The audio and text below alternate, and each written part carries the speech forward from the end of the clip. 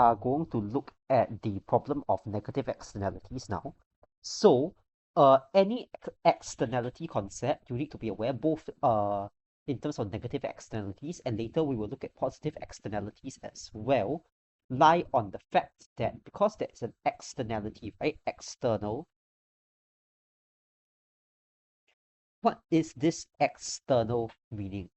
It means I incur a marginal external cost, or somebody else reaps a marginal external benefits. And this somebody else is going to be by third parties. So for the purposes of economic discussion, when we talk about third parties, what we mean is people who are neither producers nor consumers of a good or a service. Okay? So in other words, because they are not producers, they are not consumers, of course they are not the government either, they are not any economic agent in this particular market. Because remember, we are still doing a microeconomic analysis.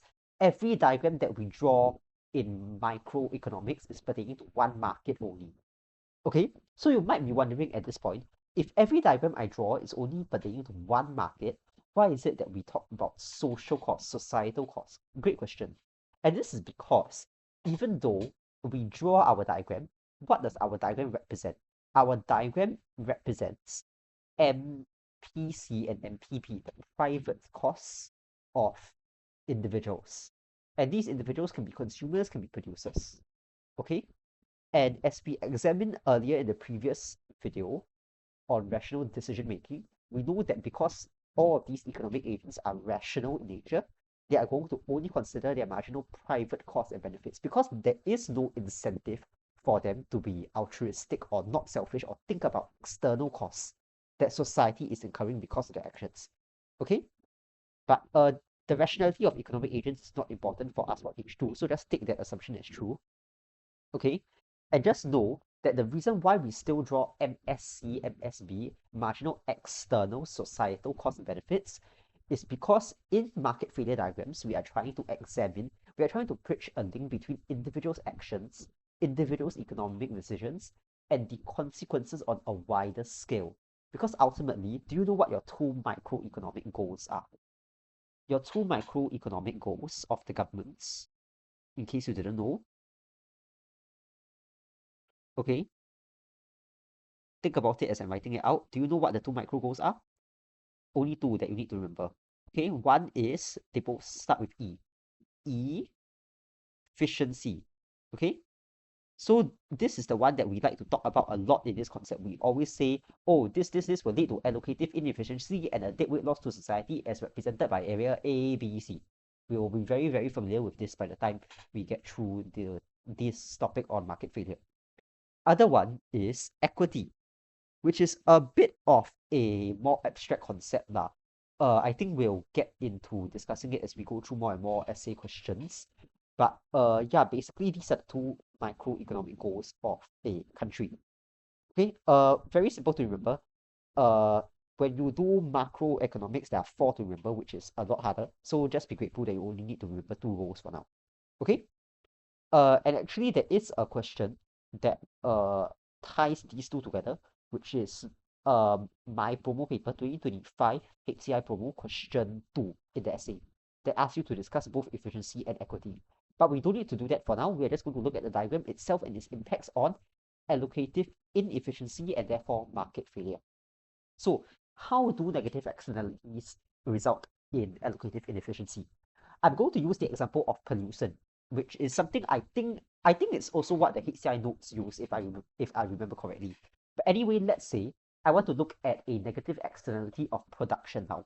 Okay, there's both externalities of production and consumption. So this MPC and this MPB, they can refer to a producer or a consumer. But for the purposes of our present discussion, we will assume that we are referring to a producer. This is a negative externality of production. Okay, so what's going to happen is initially I have MPC and MPB, which happens to be reflective of MSB as well. Okay, so my producer is rational, right? Let's say my producer in this case is a factory owner. To him, due to the marginalist principle, we examined this in the previous video already,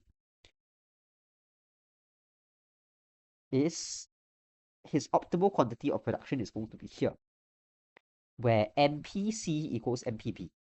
Okay, go back to the video on marginalist principle and rational decision making if you are not entirely clear on why this is the case. Okay, so this is QM. M meaning free market. Okay, QM and QS are the notations that the HCI nodes use. Some nodes will write QM and QM prime, but I prefer not to do that. I prefer QM and QS, market and society. Okay, now this is the free market side. Let's go to the societal side now. So what is going to happen, because I have an externality, is my MSC curve is going to look something like this. Okay, now common question, why is it that these two lines are not parallel? I'll get to that in a bit, but basically just know that your marginal social cost, MSC, is equals to your marginal private cost. The reason why it shifted vertically up and it's pivoted a bit is because I also need to take into account the MEC, the marginal external costs to other people. So why is MSC not parallel to MPC? Why is it that it's diverging? This is quite intuitive, right? Think about it.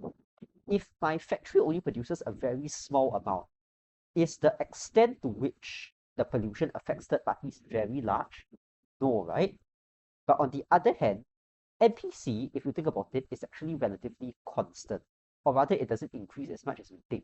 Because whether the factory owner pollutes 1 ton of carbon dioxide into the air versus 1,000 tons of CO2 into the air, is his marginal private cost associated with emitting H2O really that much increase?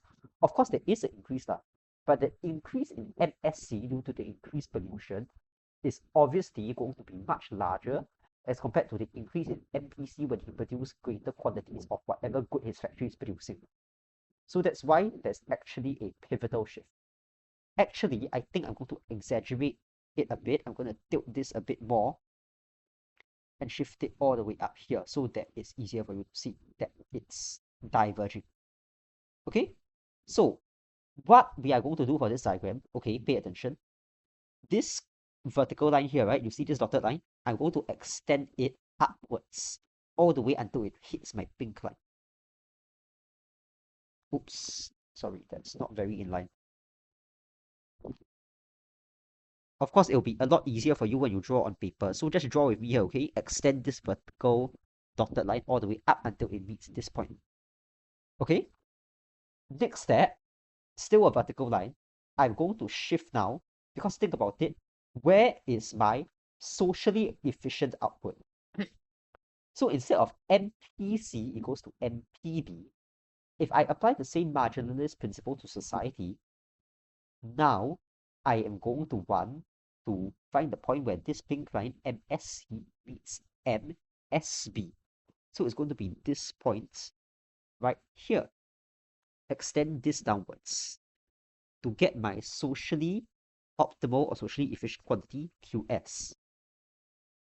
Now, why does this lead to an allocative inefficient outcome? Think about it, right? I'm going to remove this line for a moment, okay? So now I just have MSC and MSB. By the marginalist principle, as we examined earlier, if I am producing at QM, this is above the socially optimal output. So obviously, because at QM, MSC is greater than MSB, the cost is greater than the benefit, so society would gain welfare and gain benefits from producing less, right? So it is optimal for society to reduce production from this level of QM down to this level of QS. But will selfish profit maximizing producers do that? Of course not, because to the producer, if he agrees to reduce his consumption back to QS, so now I let this line disappear for a moment. At QS, the benefit to the producer is greater than the cost. So as a result, the producer has an incentive to expand output to QM. So for the producer, it is most optimal to produce at QM. For society, because of this externality, it is most optimal for society to have the producer produce and emit at QS. So as a result, this area over here between QS and QM, we label it as an overproduction. good. Of course, if this is a consumption externality, then you will just label this as an overconsumption. Now, the last step is to identify your deadweight loss to society. So, I'm not going to show you the area yet. I'm going to derive it with you, okay? So just remember, your social cost and your social benefit are always trapeziums. So I'm going to use this thick red pen over here. Can you see the tip of, yeah, good, you can see the tip of my red pen. Okay, so I hope you follow. What's going to happen is that I start from my QS, I will go up this vertical line, and then I will trace the MPB curve. Actually, I think I'm just going to use a different color to trace, okay? So, I follow this vertical line up, and then from this point, I trace my MPB curve until I get to this point. Then I trace it down. So let us label this point A and B. So this area, QSABQM, is my total social benefit associated with the overconsumption. And then let's use yellow now. Once again, I start from this QS, I trace upwards. But when I get to this point, instead, I want to trace my MSC line to find cost. So I trace here. And then after that, I get here, I trace all the way downwards. Again, let's label this point C. Okay, so QSACQM, the bigger yellow trapezium, is my total social cost associated with this overconsumption. So naturally, because my total social cost associated with the overproduction is greater than my total social benefit, it is not allocatively efficient. So my deadweight loss, therefore, is area A, B, C, as your lecture notes will tell you. Now, how do you find the deadweight loss? Common misconception. People think the deadweight loss is here, this triangle here. Pro tip, for any situation in H2 or in fact in H3 economics as well, your deadweight loss always points towards your socially optimal output. So my socially optimal output is QS, where MSC equals to MSB. Where's the intersection of MSC and MSB? Here.